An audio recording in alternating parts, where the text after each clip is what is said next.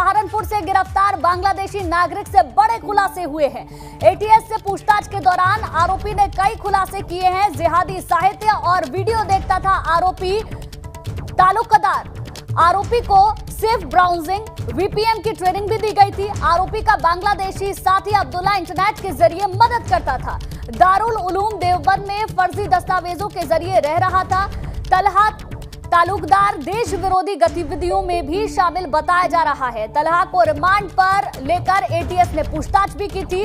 तलहा से पूछताछ में बताया बांग्लादेशी साथी अब्दुल्ला ने उसे भेजे थे टेलीग्राम चैनल के 5 लिंक। टेलीग्राम चैनल के लिंक के जरिए तलहा विभिन्न ग्रुप से जुड़कर जिहादी साहित्य और वीडियोस को देखता था।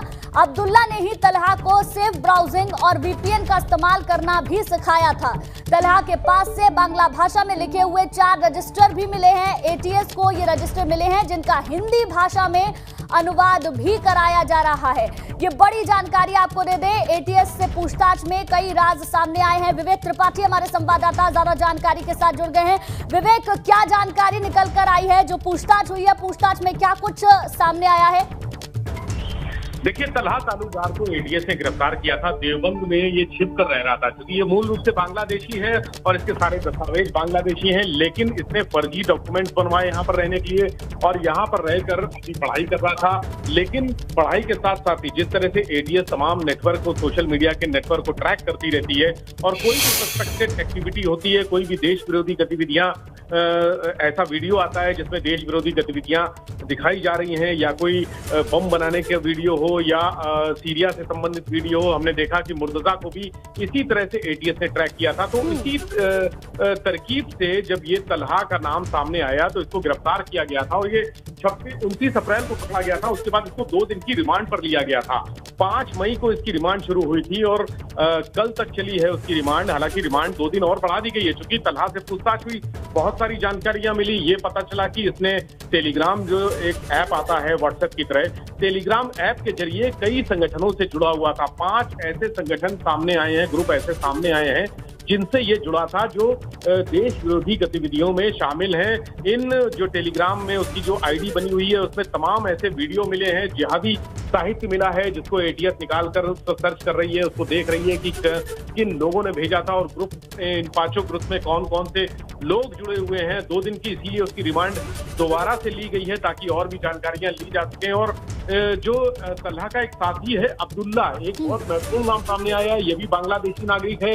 अब्दुल्ला ने ही इसको पूरा नेटवर्क प्रोवाइड कराया था। अगर कहीं यूपी में रहने का, देवबंद में, सहारनपुर में, कई जगह जहां पर ये आता जाता था, ये पूरा अब्दुल्ला के नेटवर्क से आता जाता था।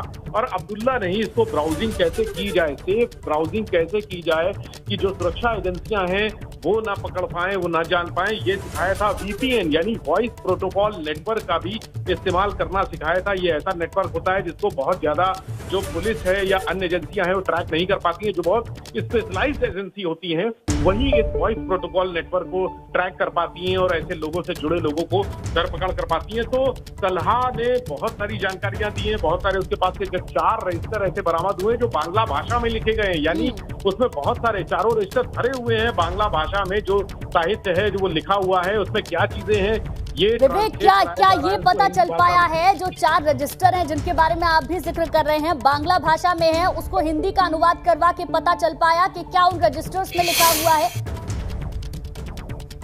रजिस्टर पे अभी जानकारी नहीं मिल पाई है, लेकिन जो भी लिखा हुआ है, जो हमारे सोर्सेज हैं एटीएस में, वो बता रहे हैं कि सारी चीजें हैं, उसमें बहुत सारे लोगों के नाम लिखे हैं, बहुत सारी जगहों के नाम लिखे हैं। लेकिन अभी सोर्सेज कह रहे हैं कि जब तक पूरी तरह से बाहर ये एक रिपोर्ट इसमें रजिस्टर की तैयार हो रही है, उस रजिस्टर की, और वो जो 5 टेलीग्राम के ग्रुप मिले हैं उसके पास से, उनकी एक गोपनीय रिपोर्ट तैयार हो रही है। वो चूंकि एक ऐसी रिपोर्ट हो सकती है इसमें बहुत सारे नए खुलासे हो सकते हैं। वो इंटेलिजेंस की अन्य इकाइयां, जैसे इंटेलिजेंस ब्यूरो है, अगर बात आगे बढ़ेगी, बहुत आगे जाएगी, जिस तरह से मुर्तजा का नेटवर्क सामने आया था, देश में सामने आया था, उसके बाद विदेशों में सामने आया था, अगर कहीं बाहर से भी कनेक्शन सामने आता है, क्योंकि बांग्लादेश का सीधा कनेक्शन तलहा से है, अगर वो तलहा तालुकदार का बांग्लादेश और जो उसका साथी है अब्दुल्ला जिसका नाम बताया जा रहा है, उसका कनेक्शन सामने आता है, कई और नाम सामने आता है, तो निश्चित तौर पे जांच आगे जाएगी, एनआईए भी करेगी। इसीलिए एक रिपोर्ट तैयार हो रही है, गोपनीय रिपोर्ट बनाई जा रही है कि कौन कौन से लोग हैं, रजिस्टर में क्या लिखा है, क्या वो कोई बड़ी साजिश कर रहा था, कोई प्लानिंग कर रहा था। बिल्कुल बिल्कुल, सवाल कई सारे हैं और अब इसकी जांच आगे किस तरीके से बढ़ती है ये भी देखने वाली बात होगी, क्योंकि टेलीग्राम चैनल के लिंक के जरिए कई सारे ग्रुप्स भी जुड़े हुए थे, एक रजिस्टर भी मिला है, रजिस्टर में बांग्ला भाषा में कुछ लिखा हुआ है, अब उसका अनुवाद कराया जा रहा है और इस तरीके से काफी सारी जानकारियां मिली हैं और इसके बारे में पूरी जानकारी निकालने की कोशिश की जाएगी जब जांच पड़ताल आगे बढ़ेगी। शुक्रिया विवेक आपका जानकारी के लिए।